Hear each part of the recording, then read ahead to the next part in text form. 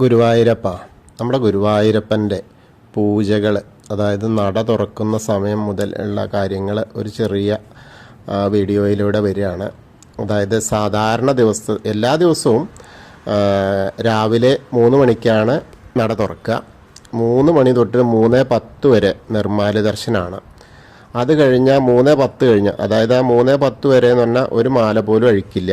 മുൻപൊക്കെ ആദ്യം അഴിച്ചിരുന്നു, ഇപ്പം മാലയൊന്നും അഴിക്കില്ല. 3:10 വരെയും ആ നിർമ്മാല്യ ദർശനം നമുക്ക് ലഭ്യമാവും. അതുപോലെ 3:10 മുതൽ 3:40 വരെ അതിൽ ഏകദേശം 10 മിനിറ്റ് വെച്ചിട്ട് എണ്ണ അഭിഷേകം വരും. പിന്നെ വാഗച്ചാർത്താണ്. അത് കഴിഞ്ഞ് ശംഖാഭിഷേകമാണ് വരിക. അത് കഴിഞ്ഞ് 3:40 ഏകദേശം 3:40 3:45 ഉള്ളിൽ അടയ്ക്കും. പിന്നീട് മലർനിവേദ്യമാണ്, അതായത് മുഖാലങ്കാരം. അപ്പോൾ അത് കഴിഞ്ഞ ഒരു 4:10 കഴിഞ്ഞ് 4:10 4:05 4:10 ഉള്ളിൽ നട തുറക്കും. പിന്നീട് വരുന്നത് 4:20 അതായത് 4:40 ഉള്ളിലൊക്കെ ആയിട്ട് ഏകദേശം ഉഷനിവേദ്യമാണ്. 5 മണിയുടെ ഉള്ളിൽ 4:50 വരെയൊക്കെ ആവാം. അതിനുശേഷം ആണ് 5:50 6:15 ഒക്കെ ആവുന്ന സമയത്താണ് എതിരേറ്റ് പൂജ, അതായത് ഉഷപൂജ. പിന്നീട് വരുന്നത് 6:15 7 മണി ഒക്കെ സമയത്ത്, അത് 6:45 7 മണിയൊക്കെ ആവും. ചിലപ്പോൾ 7:15 വരെയാവും ശീവേലി വരിക. 7:15 ആവും ചില സമയങ്ങളിൽ. അതുപോലെ 7 മണി തൊട്ടിട്ട് 9 മണി വരെ എന്ന് പറയാം ദർശനം ഉണ്ടാവും. അതിൻ്റെ ഇടയിൽ അത് കഴിഞ്ഞ് ദർശനം കഴിഞ്ഞ് ശീവേലി കഴിഞ്ഞ ദർശനമാണ്. അത് കഴിഞ്ഞ് പന്തീരടിക്ക് മുൻപുള്ള, അതായത് പാലഭിഷേകം, നവകാഭിഷേകം, പന്തീരടി നൈവേദ്യം ഒക്കെയാണ് പൂജ. അതായത് നിഴലിന് 12 അടി നീളമുള്ളപ്പോൾ എന്നാ പറയുക. അത് കഴിഞ്ഞാൽ വീണ്ടും ദർശനമാണ് 11:30 വരെ. അതിനുശേഷമാണ് നമ്മളെ ഉച്ചപൂജ. അതായത് 11:30 മുതൽ ഒരു 12:30 12:20 12:30 വരെ ഏകദേശം 1 മണിക്കൂറോളം സമയം ഉച്ചപൂജയാണ്. ഉച്ചപൂജ എന്ന് പറഞ്ഞാൽ കളഭാലങ്കാരമാണ്. നമുക്ക് ഇവിടെ ഏറ്റവും പ്രധാനപ്പെട്ടത് കളഭാലങ്കാരമാണ്. അതിനുശേഷം ഉച്ചപൂജ കഴിഞ്ഞാൽ നട അടയ്ക്കുകയാണ്. നട അടയ്ക്കുക എന്ന് പറഞ്ഞാൽ ഇപ്പോൾ 2:30 ഏകദേശം 2:30 2:45 ആവും. തിരക്കിനനുസരിച്ചൊക്കെ 2 മണിക്ക് അടയ്ക്കുമെന്ന് പറയുമെങ്കിലും 2:30 3 മണിയൊക്കെ ചിലപ്പോൾ ആവാറുണ്ട്. അതുപോലെ നട തുറക്കുക എന്ന് പറഞ്ഞാൽ ഈ സമയത്ത് 3:30 നട തുറക്കും. അതായത് ഇപ്പോൾ ഏകാദശിയുടെ ഉത്സവത്തിൻ്റെയൊക്കെ സമയങ്ങളല്ലേ, അപ്പോൾ ആ സമയത്തൊക്കെ മണ്ഡല മകരവിളക്ക് കാലത്തൊക്കെ 3:30 തുറക്കും. അതല്ലെങ്കിൽ 4:30 നട തുറക്കുക. അത് കഴിഞ്ഞ സമയത്ത് ശീവേലി ഉണ്ടാവും. അത് ചില ദിവസങ്ങളിൽ മാറ്റം വരും. ഇപ്പോൾ ശീവേലി അല്ല, അതായത് ഇപ്പോൾ വരുന്നത് കാഴ്ച ശീവേലിയാണ്. അപ്പോൾ മേളത്തോടു കൂടിയ, എന്നാലും ഭക്തരെ അകത്തേക്ക് പ്രവേശിപ്പിക്കും. അത് കഴിഞ്ഞ് കഴിഞ്ഞാൽ ദർശനമൊക്കെ അങ്ങനെ ആയി കഴിഞ്ഞാൽ ഏകദേശം ഒരു 6:15 6:45 ഉള്ളിലാണ് ദീപാരാധന വരിക. അത് ചെറിയ മാറ്റങ്ങൾ അങ്ങോട്ടും ഇങ്ങോട്ടും സൂര്യാസ്തമയത്തിൻ്റെ അതിനനുസരിച്ചുള്ള മാറ്റങ്ങൾ വരാറുണ്ട്. പിന്നീട് വരുന്നത് 6:45 മുതൽ ഒരു 8:15 വരെയൊക്കെ ഏകദേശം ദർശനമാണ്. അതിൻ്റെ കഴിഞ്ഞ അത്താഴ പൂജയാണ്, നിവേദ്യം അത്താഴ പൂജയായിട്ടുള്ളത്. അതും ഏകദേശം ഒരു അരമണിക്കൂറോളം വരും. അത് 8 മണി തൊട്ടിട്ട് 8:30 വരെയൊക്കെ പ്രതീക്ഷിക്കാം. അതിനുശേഷം ദർശനമാണ്. ആ ദർശനം വന്ന 9 ഏകദേശം 10 മണി വരെയും ഒക്കെ ആവാം. 9 മണി വരെ പറയാം, പക്ഷെ 10 മണിയൊക്കെ ആവാറുണ്ട്. കാരണം അത്താഴ പൂജ കഴിഞ്ഞ ശീവേലിക്ക് പിന്നെ നമ്മളെ ദർശനം, അതേവരെ ആ ക്യൂവിൽ നിന്ന ആളുകൾക്കൊക്കെ ദർശനം കൊടുക്കും. അതിനുശേഷം വരുന്ന അത്താഴ ശീവേലിയാണ്. അത്താഴ ശീവേലിക്ക് ഏകദേശം 10 മണിയൊക്കെയാണ് സമയം പറയുക. അതിൻ്റെ മുകളിലേക്കാണ് മിക്കവാറും ദിവസങ്ങളാവുക.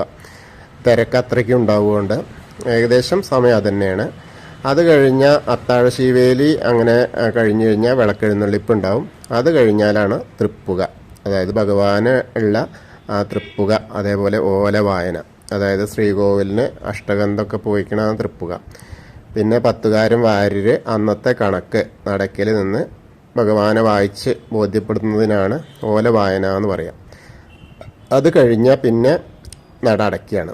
തൃപ്പുകയുടെ നെയ്യൊക്കെ നമുക്ക് പുറത്ത്, അതായത് തുലാഭാര കൗണ്ടറിൻ്റെ അവിടെ നിന്ന് കിട്ടും. അപ്പോൾ അതാണ് അന്നത്തെ സാധാരണഗതിയിൽ ശീവേലിക്ക് ബദലായിട്ട് ചൊവ്വ, വെള്ളിയില്ല, ചൊവ്വ, വ്യാഴം അങ്ങനെയൊക്കെയുള്ള ദിവസം, ശനിയൊക്കെ ദിവസങ്ങളിൽ ശ്രീഭൂത ബലി ചടങ്ങുകളായിരിക്കും. അതായത് ഉദയാസ്തമന പൂജ ഉള്ളതിൻ്റെ തിങ്കൾ, ബുധൻ, വെള്ളിയാണ് ഉദയാസ്തമന പൂജ. അതൊന്ന് ഈ രാവിലത്തെ പൂജകളൊക്കെ മാറ്റം വരും കേട്ടോ, ഈ സമയക്രമങ്ങളൊക്കെ ഉദയാസ്തമന പൂജയുള്ള സമയത്ത്. അത് അല്ലാതെ ഉദയാസ്തമന പൂജ ഉള്ള സമയത്തല്ലാത്ത കാര്യങ്ങളാണ് ഇപ്പോൾ ഞാനിവിടെ പറഞ്ഞത്. പിന്നെ ഇത് കഴിഞ്ഞ ചൊവ്വാഴ്ച ഒഴികെ ബാക്കി കൃഷ്ണാട്ടം തുടങ്ങുന്ന സമയത്തൊക്കെ ബാക്കിയുള്ള ആ മാസങ്ങളിൽ, കൃഷ്ണാട്ടം ഉള്ള മാസങ്ങളിൽ വടക്കേ നടയിൽ കൃഷ്ണാട്ടം ഉണ്ടായിരിക്കും. ചൊവ്വ ദിവസം ഉണ്ടാവാറില്ല. ഇത്രയാണ് ഗുരുവായൂരിലെ ഒരു സാധാരണ ദിവസത്തെ ദർശനത്തിനുള്ള പൂജാക്രമങ്ങൾ. അപ്പോൾ അതിനനുസരിച്ചൊക്കെ നമ്മുടെ ഭക്തരെത്തിയാൽ വലിയ തിരക്കും കാര്യങ്ങളും ക്യൂ നിൽക്കാതെ, വലിയ ക്യൂ ഇല്ലാതെയൊക്കെ ദർശനം കിട്ടാൻ സാധ്യതയുണ്ട്. ഹരേ കൃഷ്ണ, ഗുരുവായൂരപ്പ ശരണം. അതുപോലെ നമ്മൾ നിവേദ്യത്തിനെ പറ്റിയിട്ടും കൂടി പറയുകയാണ്.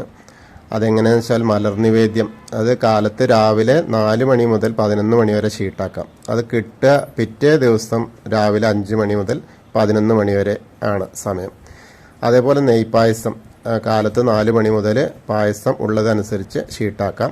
വൈകുന്നേരം 5 മണി മുതൽ 9 മണി വരെ ഷീട്ടാക്കാം. അപ്പോൾ കാലത്ത് 5 മണി മുതൽ 10 മണി വരെ കിട്ടും.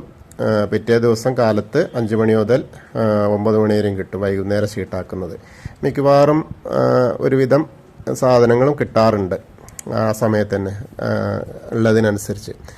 പിന്നെ പഴം, പഞ്ചസാര, വെണ്ണ, കളഭം അത് കൗണ്ടർ പ്രവർത്തിക്കുന്ന എല്ലാ സമയങ്ങളിലും ഷീട്ടാക്കും ചെയ്യാം, കിട്ടും ചെയ്യും. അതേപോലെ പാലട, ഇരട്ടി പായസം അത് വൈകുന്നേരം 5 മുതൽ രാത്രി 9 മണി വരെ ഷീട്ടാക്കാം. പിറ്റേ ദിവസം ഉച്ചപൂജ കഴിഞ്ഞ് നട അടയ്ക്കുന്നതിന് വരെ മുൻപേ അടയ്ക്കുന്നത് സുമാർ 12 മണിക്കും 1 മണിക്കൊക്കെ, 1 മണി എന്ന് പറഞ്ഞാൽ 2 മണി വരെയൊക്കെ ആ സമയത്താണ് കിട്ടുക.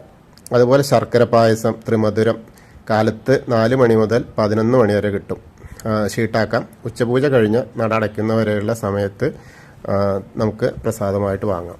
പിന്നെ പാൽപ്പായസം ഷീട്ടാക്കൽ 4 മണി മുതൽ ഷീട്ടാക്കാം. അതേപോലെ വൈകുന്നേരം 5 മണി മുതൽ ഷീട്ടാക്കാം. പക്ഷേ കിട്ടുന്നത് രാവിലെ 9 മണി മുതൽ കിട്ടും, 9, 9:15 ആകുമ്പോൾ കിട്ടും. പിന്നെ വൈകുന്നേരത്തെ അത്താഴ പൂജയുടെ അപ്പോൾ കുറച്ചൊരു 8:30-ക്ക് 8 മണിക്കും 8:30-ക്കൊക്കെ ഇടയ്ക്ക് ഷീട്ടാക്കിയത്, അതായത് വൈകുന്നേരം 5 മണി തൊട്ടിട്ട് 9 മണി വരെ ഷീട്ടാക്കിയതിൻ്റെ ആ ഒരു കുറച്ചേ ഉണ്ടാവുള്ളൂ. അത്താഴ പൂജ കഴിഞ്ഞുള്ള ഭഗവാനെ നേദിച്ച പാൽപ്പായസം കിട്ടും. പിന്നെ അപ്പം, അട, അവിൽ അത് കാലത്ത് 4 മണി മുതൽ 11 മണി വരെ ഷീട്ടാക്കാം.